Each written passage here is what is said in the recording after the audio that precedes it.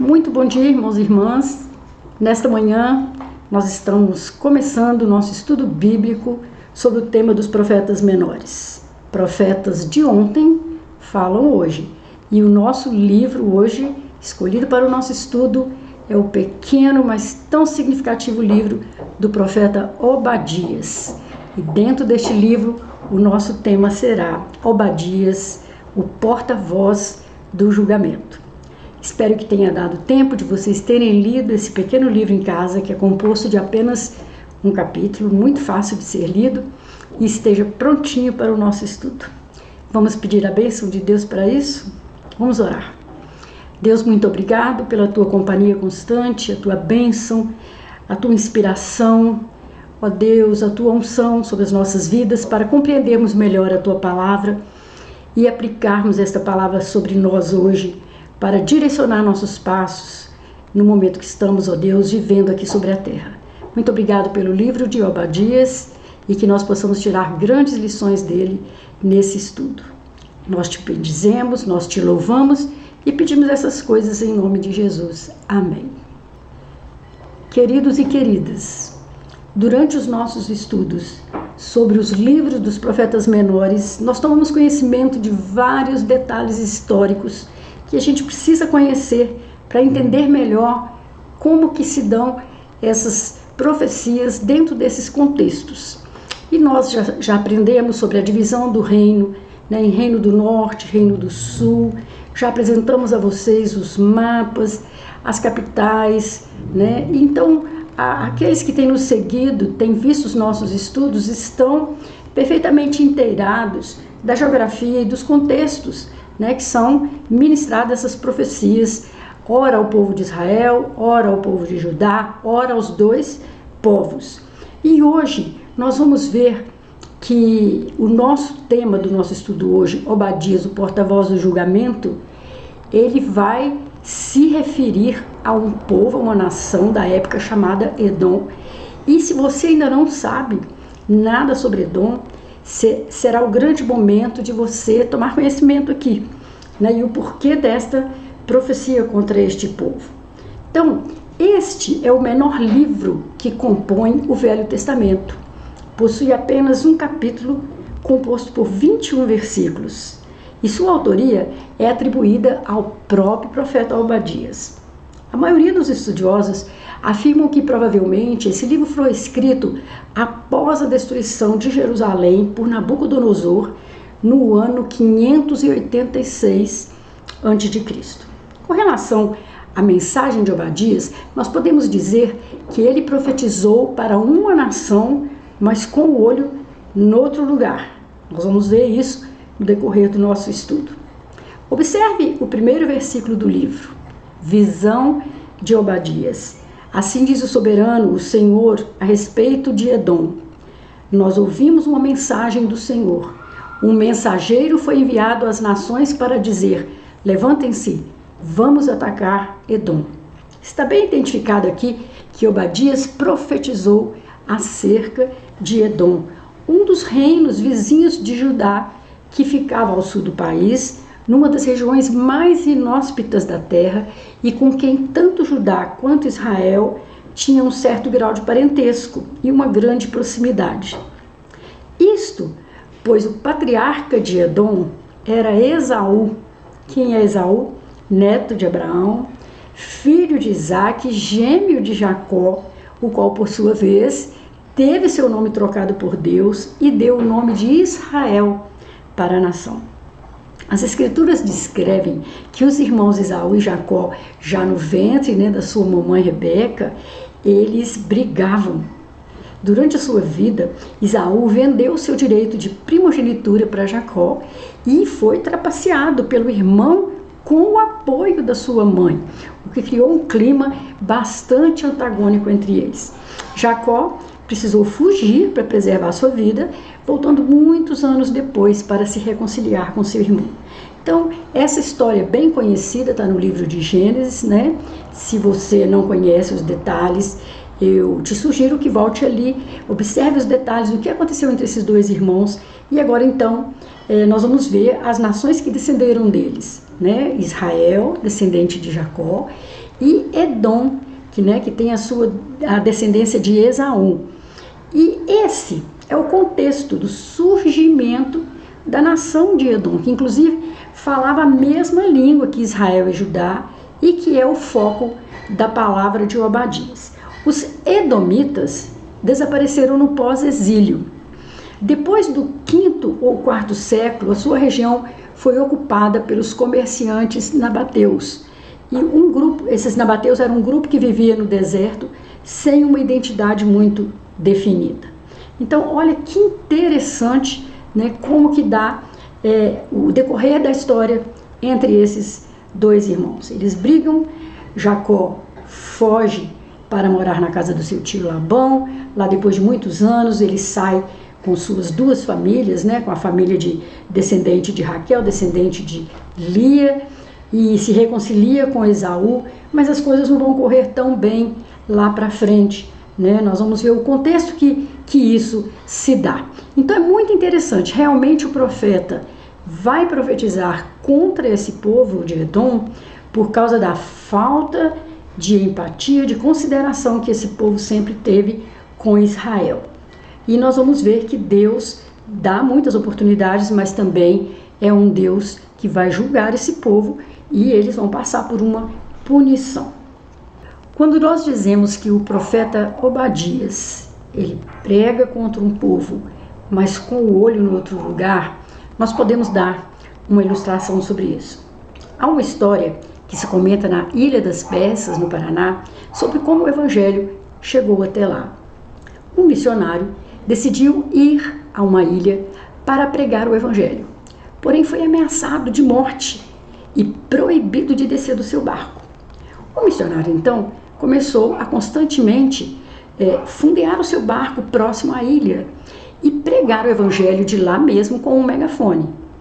Um dia, ao olhar para trás, ele viu algo estranho. Cerca de 1 quilômetro atrás dele havia outra ilha e a população daquele lugar, querendo ouvir a mensagem, entrava no mar até certa profundidade para conseguir escutar o missionário. Enquanto ele pregava para uma ilha onde as pessoas não queriam escutar, na outra ilha elas estavam ouvindo e inclusive se convertendo. Esse quadro ilustra um pouco do que nos é apresentado no livro de Obadias. Mais de 2/3 dos versículos deste livro são dirigidos a Edom, enquanto poucos são dirigidos a Judá. A impressão é que, apesar do profeta estar falando a todo tempo para Edom, como eu disse, ele o faz de maneira a que o povo de Judá possa ouvir e se inspirar na sua mensagem. São palavras direcionadas a Edom, que, no entanto, podem também acalentar o coração do povo de Judá e o nosso coração nos dias atuais. Obadias viveu numa época de crises espirituais e políticas dos judeus. Nota-se que foi testemunha do cerco e destruição de Jerusalém pelas tropas babilônicas em 587 a.C. Alguns acham que ele escreveu o livro durante o exílio e que foi um dos milhares de judeus levados pela corte de Nabucodonosor. Foi lá no cativeiro que vieram as lembranças tristes da devastação e da tragédia causada pelo terrível exército babilônico. O seu falar profético recai sobre Edom, com a certeza de que a nação seria destruída por causa do ódio a Judá, orgulho exagerado baseado na grandeza da sua capital, chamada Petra, que significa nas fendas das rochas. E esse pequeno livro nos traz uma grande lição. O versículo básico de hoje está em Obadias 1:15 e diz o seguinte: porque o dia do Senhor está prestes a vir sobre todas as nações. Como tu fizeste, assim será contigo. O teu mal feito tornará sobre a tua cabeça. Um versículo, bem pesado e bem determinado sobre o que o Senhor iria fazer àquela nação. E nós vamos ver que nós podemos, para efeito de estudo, dividir este livro em 3 partes. A primeira parte nós vamos ver a punição no julgamento de Edom, a punição como consequência do julgamento de Edom. Nós vimos então quem eram os edomitas e o que acontece para o profeta ser porta-voz de um julgamento tão pesado. Nem todos os julgamentos que se submetem os homens trazem condenação para eles, Às vezes as pessoas passam por um julgamento e são liberadas, da sua culpa, do que lhe era acusado. Todos sabemos, por exemplo, que a igreja vai ser julgada por Jesus, mas não sofrerá condenação, e nem todos serão punidos. De fato, pelo contrário, até muitos serão galardoados. Nós vamos ver isso em 1 Coríntios 4, 2 Coríntios 5, pesquisa por ali que você vai verificar a realidade dessas afirmativas. No julgamento profético de Obadias, Deus revela a sua punição a um povo que sempre se opôs ao povo de Deus, embora por genealogia, como eu expliquei no início, fosse seu parente. Havia a praga do preconceito racial, que incentivou o ódio dos edomitas contra Israel, dentro do contexto histórico de Esaú e Jacó. Então, vê-se que as atitudes de intolerância racial já existem desde sempre, que o homem existe e como nação, como diferentes nações. Isso vai perpetuar no ódio dos descendentes, e isso se amplia. O desenvolvimento desse ódio, desse preconceito se amplia para alcançar gerações futuras. Olha que coisa difícil, E nesse contexto nós vamos levantar alguns pontos. Primeiro, a visão profética enfoca a palavra de Deus contra Edom. É importante notar que Obadias e os outros profetas do Velho Testamento tinham a exata convicção de que Deus era o autor da mensagem que transmitiam. E isso os credenciava como porta-vozes de Jeová. Por isso que Obadias vai ser o porta-voz desse julgamento contra este povo. O segundo tópico é a acusação profética enfoca atitudes erradas de Edom. O que aconteceu? O que aconteceu além do desentendimento entre os irmãos, primariamente?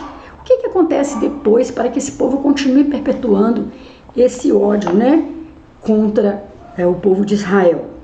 Quando Moisés livra o povo do Egito e vem caminhando com esse povo pelo deserto, há um momento de atravessar as terras dos edomitas. E quando Moisés vai para atravessar essas terras, ele pede permissão para que o povo hebreu pudesse atravessar o território deles pacificamente, inclusive falando para eles que vão ressarcir o que eles precisarem de usar ali durante aquela passagem, fosse a água dos poços, alguma coisa assim. Eles iam ressarcir os edomitas, mas eles foram categóricos. Eles não permitiram que o povo de Israel passasse, e então eles tiveram que dar uma volta, fazer um atalho que ainda demorava mais a caminhada para Canaã. Então isso ali causou muita angústia, muita indignação ao coração de Deus também, que guardou esses fatos, Mas nós vamos ver que isso vai repercutindo durante toda a caminhada do povo, e a história do povo de Israel e de Judá ainda vão sofrer com esses edomitas. Então, a acusação profética enfoca atitudes erradas desse povo, enfoca a soberba. Eles eram realmente orgulhosos, eles se achavam melhor que os outros, uma falsa segurança, né? Aqui nós vamos ver que essa atitude é muito própria do homem natural, que é extremamente contrária a Deus e à vida cristã projetada pelo Senhor, e como crentes nós temos que evitar essas duas atitudes. E a condenação profética enfoca o poder de destruição sobre Edom. A profecia vai vir com muita força, com palavras muito fortes, né? A destruição e a punição dos filhos de Edom, dos descendentes de Esaú, viriam com toda a força pelos aliados que habitavam entre eles e que seriam usados por Deus para saquear, furtar e devastar de surpresa. Eles enganaram os edomitas e o juízo de Deus ia trazer então à plena luz as coisas ocultas das trevas. Gente, que situação tensa, né, para o povo de Edom e que viria a acontecer e realmente aconteceu. O segundo tópico seria os motivos do julgamento de Edom. Por que isso? Por que Deus está fazendo isso? Eu já expliquei alguns, né? E vou rever aqui outros pontos. A violência de Edom contra seu irmão Jacó ou o povo de Judá. É como eu disse, está citado lá em Hebreus 12. O ódio guardado e cultivado pelas gerações explodiu, né, no coração de Esaú, estendeu-se a sua descendência e alcançou a nação judaica. Ainda que lá atrás, né, esses dois irmãos se reconciliaram. A gente tem uma história tão bonita em Gênesis, da reconciliação deles, de como se abraçaram, de como se perdoaram. No entanto, os seus descendentes continuaram a cultivar essa disposição contrária contra o outro, e mutuamente, mas mais ainda da parte dos edomitas. Depois, um dos motivos do julgamento de Edom foi o prazer de Edom pelo mal de Judá. Ele sentiu prazer quando Babilônia veio forte para atacar o povo, né? Eles não só sentiram prazer, mas eles também ajudaram esses inimigos a fazer mal, né? A Judá. Foi uma coisa muito maldosa o que eles fizeram aos olhos de Deus. Eles ajudaram, como eu disse, os inimigos a destruírem os seus irmãos. E quando a gente fala de julgamento, punição divina, muitas vezes esse tema hoje em dia é evitado, porque há muitos que se dizem profetas e que já não têm essa mesma visão, mostrando para todos um Deus de amor que nunca corrige, nunca pune e não vai julgar. Mas já não é verdade. Esses profetas não falam mais do julgamento divino sobre os filhos da desobediência. E esse julgamento nós sabemos que existirá. Então, queridos, o nosso coração se torna extremamente mal, né? Quando a gente alimenta essa satisfação com a queda dos outros. Deus abomina a maldade entre nós, né? Deus realmente abomina a maldade entre os irmãos e especialmente nós cristãos, né, que conhecemos a história que veio depois, né, através do nosso Senhor e Salvador Jesus Cristo. Então, como foi a justiça no julgamento de Edom? Nós vamos observar isso através dos versículos 15 e 16. Nós notamos nesses dois versículos que Deus usa a situação do juízo sobre Edom e estende a sua sentença a todas as nações na base da perfeição justiça, na base da perfeita justiça. Olha só, o dia do Senhor está prestes a vir sobre todas as nações. Olha isso. A justiça de Deus, o julgamento final, fará cessar a transgressão, dará fim aos pecados, expurgará a iniquidade, selará a visão profética do julgamento, revelando-se às nações. Isso no final dos tempos, conforme está previsto por Daniel no capítulo 9, 24. Então, olha o versículo 15 de Obadias. Como tu fizeste, assim será contigo. Aqui a gente pode lembrar, né, o princípio da semeadura e da colheita, né? Aquilo que se planta, se colhe. No versículo 15 também, o teu mal feito tornará sobre a tua cabeça, dentro do mesmo princípio. Como bebeste no meu santo monte, assim beberão de contínuo todas as nações, do versículo 16. Beberão, sorverão e serão como se nunca tivessem sido, como se nunca tivesse existido. Está lá no versículo 16 ainda. Então, todas essas declarações dos versículos 15 e 16 revelam a justiça de Deus no julgamento de Edom e de outros povos, tanto no aspecto histórico como no aspecto escatológico, isto é, tanto como o que aconteceu nesta época, quanto o que ainda virá. Nós temos aí previsto muitas profecias preditas, muitas profecias que ainda não se cumpriram e que vão se cumprir no decorrer dos tempos, no final dos tempos. Então, o dia do Senhor, cuja expressão muitas vezes é usada se referindo ao julgamento de Deus sobre os povos, cairá sobre o mundo no maior julgamento da história. E convém que nos refugiemos em Jesus e pratiquemos as obras da luz, para que sejamos achados irrepreensíveis. Aqui também uma advertência para nós, os crentes, que cuidado para que não sejamos encontrados entre aqueles que serão julgados e condenados. Mas, graças a Deus, há também, dos versículos 17 a 21, a promessa da restauração. Que coisa maravilhosa! Sempre que vem uma palavra, ainda que seja extremamente dura da parte do Senhor, no entanto, vem o consolo, a esperança, através de uma palavra de restauração. Para o profeta Obadias, que possivelmente escreveu no cativeiro, como vimos anteriormente, as palavras que encerram o livro tiveram um sentido muito significativo e inspirador. É o versículo 17. Mas no monte de Sião haverá livramento. O monte será santo e os da casa de Jacó possuirão as suas herdades. Aqui então está a promessa da restauração, em parte acontecida, após 70 anos de cativeiro. Isso é citado lá no Salmo 126, que é um salmo maravilhoso, e que se cumprirá completa e totalmente com a volta de Jesus, o grande rei. Então, coisas que já aconteceram e coisas que ainda vão acontecer. O humilhado e perseguido será exaltado. Nos versículos 17 e 18 se menciona isso. Os desertados voltarão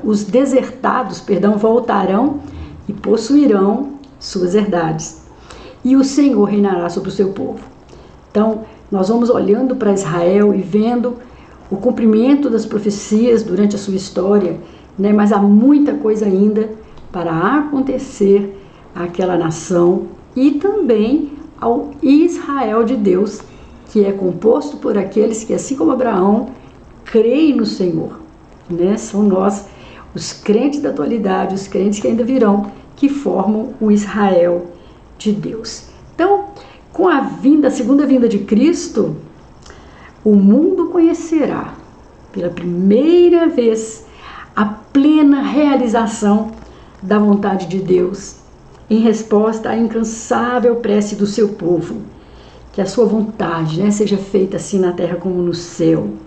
O povo de Deus vive nessa expectativa da oração feita por Jesus, que a vontade de Deus seja feita aqui na terra, assim como ela é feita perfeitamente no céu. A mensagem final de Obadias diz respeito à esperança, à expectativa do crente. E o reino será do Senhor. O nosso Deus reinará soberanamente sobre todas as nações da terra, e todos os povos verão o seu reino sempiterno. Aconteça o que acontecer, Jesus Cristo Senhor há de restaurar todas as coisas para a glória do Pai, segundo a citação de Dionísio Pape. E o que nós temos que dizer? Maranata, ora vem, Senhor Jesus. Que dia glorioso, para a nossa alegria, a nossa participação com todo o povo de Deus. O livro de Obadias, queridos, é muito oportuno para os nossos dias, visto que, de alguma maneira, o povo edomita tinha um grande paralelo com o nosso hoje. eles eram absolutamente secularizados. Eles não criam na existência de um Deus, fosse ele qual fosse. E até hoje, nenhum arqueólogo encontrou vestígios de idolatria e ídolos por parte deles. Não existia nenhum Deus na vida e na avaliação deles, e eles se consideravam os próprios senhores em torno dos quais girava a história. É muito curioso falar isso aqui, né? Ao pensar que ele também era neto de Abraão, ele também conheceu a história do seu avô. Eu digo Edom como um povo, né? Mas que coisa curiosa, né? Como que abandona-se o Deus de seus pais e passam a ser pessoas totalmente secularizadas. Uma nação que foi altamente antropocêntrica, como se tudo estivesse em torno do ser humano, fosse a respeito do ser humano e fruto da realização humana. Não é muito semelhante aos nossos dias atuais? Não parece que estamos descrevendo o mundo atual? Obadias, então, chega com uma mensagem totalmente contraposta à mentalidade reinante em Edom, trazendo palavras de advertência e punição divina por conta do que os edomitas haviam feito, nos mostrando que não o homem, mas que Deus é o centro e o grande promotor da história. Olha quanto nós temos aprendido com as lições sobre os profetas menores. Livros que estão tão distantes de nós pelo tempo, mas cuja mensagem continua tão atual para as nossas vidas hoje. Então, nós vamos fazer umas considerações finais para a gente mesmo ficar refletindo durante esta semana, né? Há muitos que se dizem profetas hoje que não têm a mesma visão sobre um Deus que julga, um Deus que pune. Já não falam mais do julgamento divino sobre os filhos da desobediência. Isso é um ponto que não foi ultrapassado, né? Deus, com seu amor, nos convida o tempo todo ao arrependimento, à reconciliação com Ele, à reconciliação com o próximo. Mas Deus é um Deus de justiça. Outro tópico que nós vimos nesse estudo: o que leva o homem a dizer bem feito ao constatar o sofrimento alheio? Quantos de nós, nem que fôssemos crianças, em algum momento da nossa vida, nós já não falamos bem feito alguma coisa que alguém sofreu? Precisamos rever isso, né? Não se agrada. Deus não se agrada desse comportamento. O que leva a nos dizer isso? Qual é o prazer de sentir, né, prazer na queda, na maldade do outro? O nosso coração se torna extremamente mau quando alimenta satisfação com a queda dos outros. Nós dissemos isso durante o estudo. Deus abomina a maldade entre nós. E o último ponto que nós devemos conservar no nosso coração para a nossa esperança e consolo: o Senhor reinará soberanamente sobre todas as nações da terra. Nós cremos nisso. Isso se dará com a segunda vinda de Jesus a este planeta, com a segunda vinda de Cristo para nós. E nós cremos, e nós desejamos, e nós oramos: Maranata, ora vem, Senhor Jesus, como as palavras de Apocalipse. Queridos, que esse livro de Obadias, se você ainda não leu, que você possa ter sido estimulado a ler, meditar, refletir, conhecedor agora do contexto, né, daquele povo, de quem que Obadias está falando. Então, que Deus possa te abençoar durante toda essa semana. Nós vamos nos preparar também para conhecer um outro livro, que é Ageu, um outro profeta menor. Olha, esteja ciente que também será um estudo maravilhoso. Nós temos então, né, lá gravado para cada um de vocês todos os estudos realizados até agora. Né, você pode, se você não viu, se você perdeu algum, comece a rever, né, para que nós possamos ser edificados, como eu disse, com os livros dos profetas menores. E Deus tem falado aos nossos corações. Eu, particularmente, tenho sido muito abençoada ao ministrar esses estudos. E tenho visto na vida daqueles profetas que muitas vezes sofreram tanto para ministrar, serem porta-voz de Deus, como eles sofreram, né? Mas eles foram fiéis, entregaram a palavra e falam aos nossos corações até hoje. Então eu te desejo uma excelente semana e que Deus te abençoe poderosamente. Amém.